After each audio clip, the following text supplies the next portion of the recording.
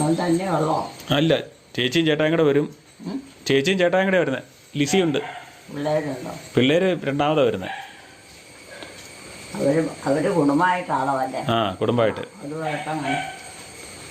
പിള്ളേര് രണ്ടാമത് വരും. 2 പിള്ളേരല്ല? ആ, 2 പിള്ളേരേ ഉള്ളൂ.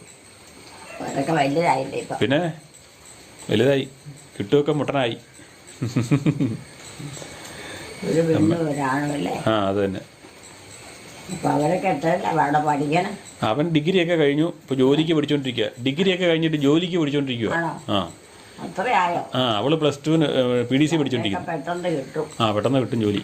നമ്മുടെ ഇവിടുത്തെ കൂട്ടല്ല. അല്ലല്ല. ഇവിടെ പണം വാരി എറിയാലും ഒന്നും കിട്ടപ്പോലും. ആ, അതേന്നേ, അതാണ് ഇവിടെ കുഴപ്പം. മറ്റേ മടുക്കുക. അവിടെ ജോലി ചെയ്തുകൊണ്ട് പിന്നെ ജോലി പഠിക്കാനുള്ള പൈസ ജോലി ചെയ്തുണ്ടാക്കാം. മനുഷ്യൻ്റെ അന്നത്തെ പറ്റം എന്തെങ്കിലും വേണമെങ്കിൽ അവർ